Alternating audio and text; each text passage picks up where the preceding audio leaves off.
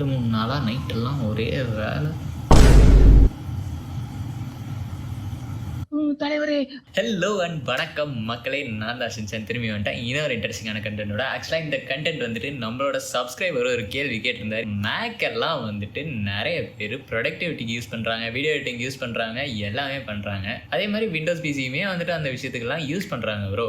But விண்டோஸில் பண்ணுற அளவுக்கு gaming ஏன் மேக்கில் இல்லை அப்படின்ற மாதிரி கேட்டிருந்தாரு. இன்ஃபேக்ட் நானே வந்துட்டு விஷயம் தெரியாதப்பெல்லாம் வந்துட்டு மேக்கில் வந்துட்டு கேமிங்லாம் பண்ண முடியாது அப்படின்ற மாதிரி தான் நானும் நினச்சிட்டு இருந்தேன். But yes, you can game in Mac. அது எப்படி ப்ரோ பண்ணலாம் அப்படின்றத நம்ம தெரிஞ்சுக்கிறதுக்கு முன்னாடி ஹிஸ்ட்ரி ஆஃப் கேமிங் இன் மேக்கை பார்த்துருவோம். மேக்கில் தான் பார்த்தீங்கன்னா first ever computer game designed specifically for mouse release பண்ணாங்க. அந்த கேம் பேர் வந்துட்டு பசில்ஸ். அது 1984 ரிலீஸ் பண்ணியிருக்காங்க. அண்ட் அது மட்டும் அது வந்துட்டு கொஞ்சம் லைட்டராக இருந்ததுனால அதை வந்துட்டு ஓஎஸோட இன்க்ளூட் பண்ணியே கொடுத்துருந்தாங்க. ஸோ நீங்கள் எக்ஸ்ட்ரா டவுன்லோட் பண்ணுற மாதிரிலாம் தேவை இருக்காது. நமக்கு அந்த பின்பால், அதுக்கப்புறம் அந்த மைண்ட் ஸ்வீப்பர் இதெல்லாம் வந்துட்டு விண்டோஸ்குள்ளேயே போட்டுருவோம்ல, அந்த மாதிரி விஷயம் தான். Then later it got change to jigsaw puzzle அப்படின்ற ஒரு இதுவாக மாறிச்சு. அது மட்டும் இல்லாமல் அந்த டைம்லேயே வந்துட்டு ஒரு சில வெல் நோன் டைட்டில்ஸான வந்துட்டு SimCity and Microsoft Flight Simulator, even Dark Castles, அந்த மாதிரி வந்துட்டு நிறைய கேம்ஸுமே வந்துட்டு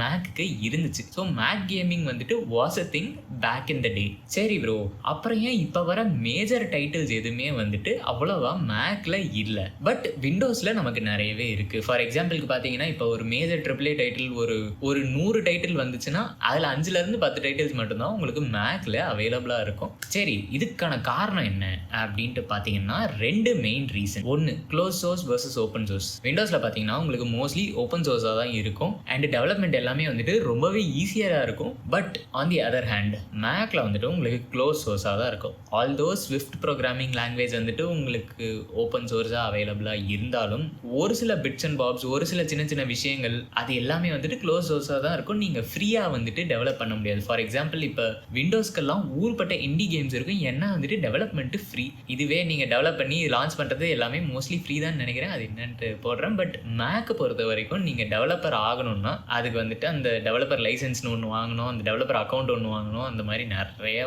விஷயங்கள் இருக்குது. ஆப்வியஸ்லி உங்களுக்கே தெரியும் ஆப்பிள் பற்றி.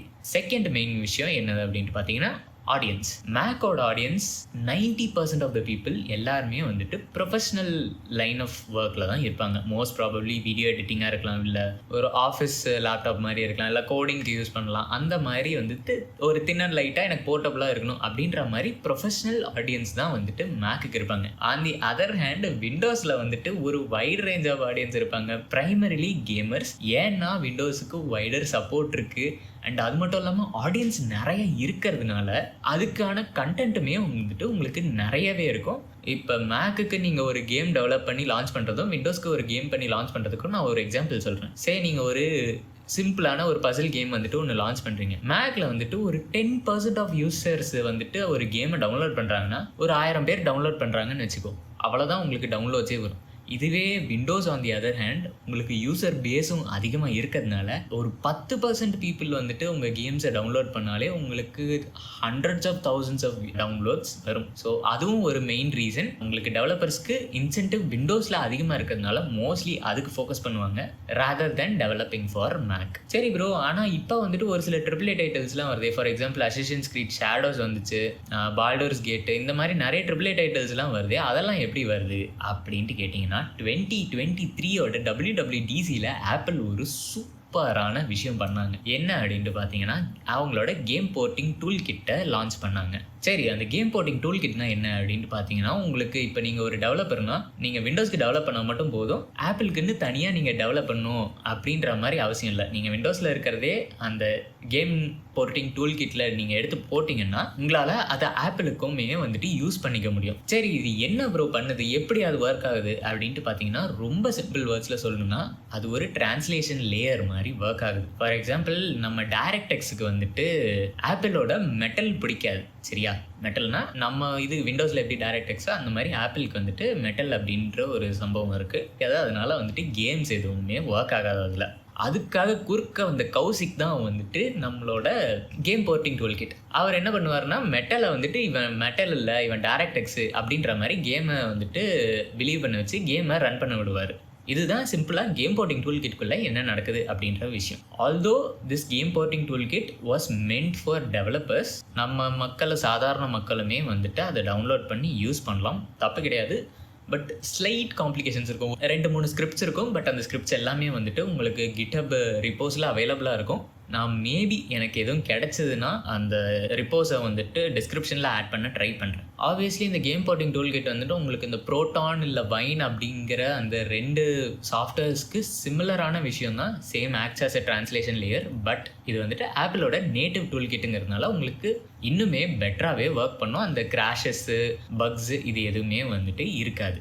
ஆப்வியஸ்லி இந்த கேம் போர்ட்டிங் டூல் கிட்டில் வந்துட்டு உங்களுக்கு பர்ஃபார்மன்ஸ் எக்ஸப்ஷனலாக இருக்காது. பட் உங்களுக்கு ஒரு ஸ்டோரி மோட் கேமுக்கெல்லாம், for example Resident Evil Village அதெல்லாம் பார்த்தீங்கன்னா உங்களுக்கு 60-70 எஃப்பிஎஸில் வரும். So obviously in my opinion அது ஒரு ரொம்பவே நல்ல பிளேபிளான எஃப்பிஎஸ் தான். அது மட்டும் இல்லாமல் இது வந்துட்டு உண்மையாலுமே ஒரு great news for Mac users. Apple needs to improve on it. Maybe Apple may become the allrounder or a gaming பீஸ்டாக கூட ஆகிறதுக்கு சான்சஸ் இருக்குது. But not any time soon. Most probably down the line ஒரு 2-3 years 4 yearsல வந்துட்டு it can game.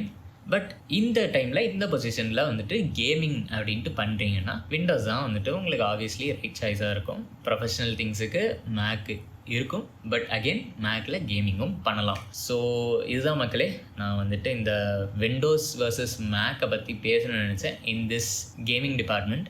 I hope this video was informative. So அடுத்த வீடியோவில் பண்ணேன் பாய்.